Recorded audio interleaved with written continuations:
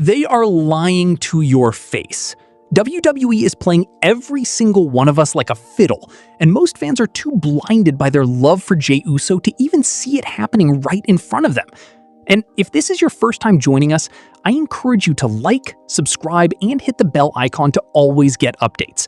Because what we are about to break down today is the kind of backstage truth that the mainstream wrestling media does not have the guts to say out loud. Jey Uso winning the 2026 King of the Ring tournament, that is not a feel-good story.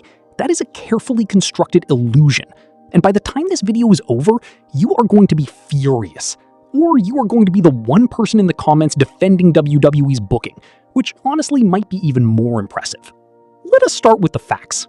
Jey Uso has been on an absolute rocket ship since his babyface breakout moment against the Bloodline. The crowd loves this man. Yeet has become one of the most organically over catchphrases WWE has produced in years. The energy Jey brings to an arena is undeniable. And that is precisely why this situation should terrify every single one of you who is rooting for Main Event Jey.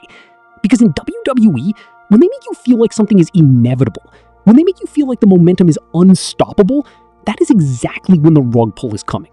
Every single time. Now, here is where I need you to think critically for a moment. Look at the history of the King of the Ring tournament in the modern WWE era. When has WWE actually used King of the Ring as a legitimate launching pad for a babyface that the crowd was already deeply invested in? Think about it. The tournament has historically served two purposes. It either validates someone who is already being positioned at the top regardless, or it is used to give the illusion of elevation before quietly cooling a performer down. Neither of those outcomes is particularly exciting for Jey Uso fans. And right now, backstage whispers suggest that there are creative forces within WWE who are not entirely sold on Jey Uso as a world championship-level main event singles competitor. Not because of his talent. The man is one of the most gifted performers on the roster, but because of how the machine works. In WWE, it is not always about who deserves it. It is about who they have decided to build their business around in a particular corner. Which year did Jey Uso first appear on WWE main roster television? And what was the name of his tag team debut? Drop your answer below. So let us talk about the bracket and what the tournament structure is actually telling us if you read between the lines. WWE has been very strategic in how they are building this King of the Ring field. The competitors surrounding Jey Uso in this tournament are not random. Every single placement has a purpose. And when you look at the potential paths to the final, the roadblocks they have constructed, the names they have put in positions to either elevate or destroy momentum, a very uncomfortable picture begins to form. There are at least two competitors in this year's King of the Ring field who have far stronger internal political capital backstage than Jey Uso.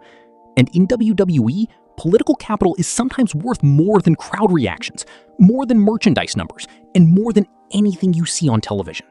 Let me be even more specific. There are credible reports suggesting that certain members of creative have been pushing for the King of the Ring winner to be positioned as an antagonist heading into the latter part of 2026. Now ask yourself, does Jey Uso fit that mold? Is WWE going to take their most beloved babyface, one of the purest crowd favorites they have had in years, and hand him a crown that typically comes with a villainous, arrogant energy? Or is it more likely that the crown goes to someone who can weaponize that royal arrogance as a character trait?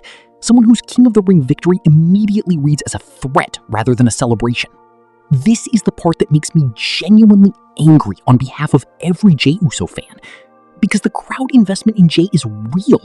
The emotional journey from being Roman Reigns' enforcer, to the heartbreak of Survivor Series, to the explosive solo run, that arc has been one of the most compelling human stories WWE has told in recent memory.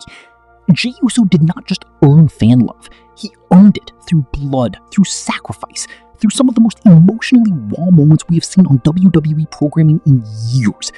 And the idea that WWE could take all of that genuine equity and use it to manufacture false hope around a King of the Ring tournament they never intended for him to win, that is not booking. That is manipulation.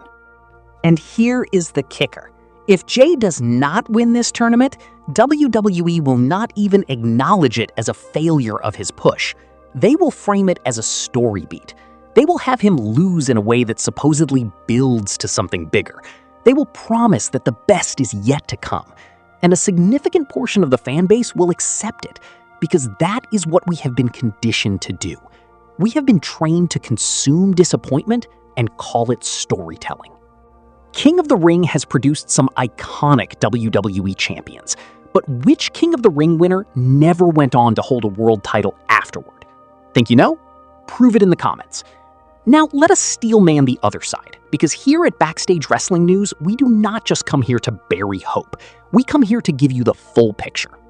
There is a legitimate argument that WWE has been methodically building Jey Uso for a coronation moment that transcends just winning a tournament. The King of the Ring could absolutely be the vehicle. The crowd reaction alone for a Jey Uso King of the Ring victory in front of a live audience would be seismic. It would be the kind of moment that WWE clips go viral for, that casual fans come back to watch again, that trends on every social media platform simultaneously. WWE knows this. Their television executives know this. And in the current environment where WWE is fighting for every single eyeball against every competing entertainment product on the market, delivering a genuine pop culture moment with Jey Uso as king might be exactly the calculated move they make. But here is what nobody is asking. Even if Jey Uso wins the King of the Ring, then what? The tournament means nothing if the follow-through is not there. We have seen WWE crown kings and then watch those kings get lost in the shuffle within 2 months. The crown does not protect you from bad creative. The crown does not guarantee a world title match at the right premium live event against the right opponent. And right now, with the world title picture more congested and more complicated than it has been in years, where exactly does King Jey Uso fit? Who is his program? What is the story they are telling? Because a king without a kingdom is just a man in a costume. What gives me the most concern is the timing.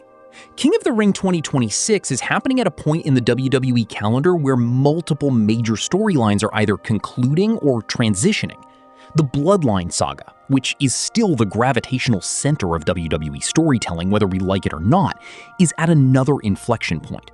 Roman Reigns' position, Jacob Fatu's trajectory, Solo Sikoa's future within the faction, all of these threads are being pulled simultaneously. And Jey Uso, whether WWE acknowledges it or not, is still emotionally and narratively entangled in that story. His King of the Ring participation does not exist in a vacuum. It exists in the shadow of a family war that defined him. And that shadow cuts both ways. It gives his story weight and history, but it also means that creative decisions around the bloodline will inevitably influence what happens to Jey in this tournament. If Roman Reigns is returning or transitioning at around the same time as King of the Ring concludes, the smart money says that WWE will prioritize whatever serves that bloodline endgame over giving Jey Uso a standalone crowning moment. That is not pessimism. That is pattern recognition based on years of watching how this company operates. So where does that leave us? It leaves us right here, genuinely uncertain, genuinely emotionally invested, and genuinely suspicious of a company that has burned us before. Jey Uso could win King of the Ring 2026. The talent is there. The crowd support is there. The emotional narrative is there. But wanting something to happen and WWE actually pulling the trigger on it are two very different things. And until that crown is physically placed on Jey Uso's head, every single one of you should be watching this tournament with one eye on the celebration and one eye on the exit. Because WWE has never once hesitated to redirect a story the moment they decided the destination had changed. Drop your thoughts in the comments right now. Do you believe Jey Uso wins this tournament, or do you think WWE is setting him up for another heartbreak? And do not forget to share this video with every wrestling fan you know, because this is the conversation the wrestling world needs to be having. We are Backstage Wrestling News, and we will see you in the next one.